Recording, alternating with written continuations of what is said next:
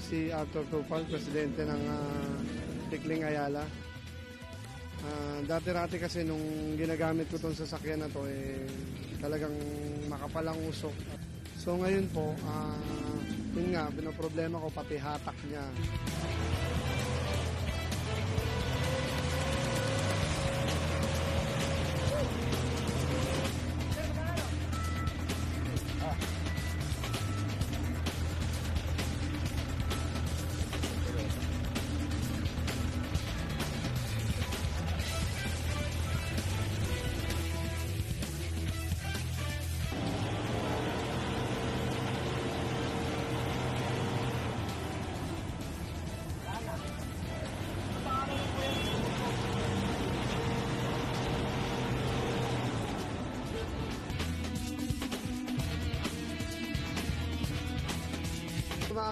Umaakit ako dyan dati.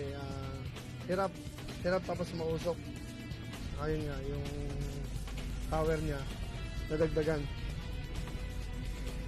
Dati kasi nag-second gear ako doon.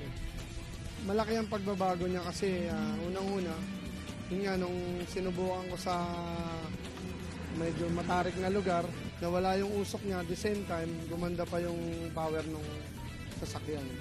So maraming salamat.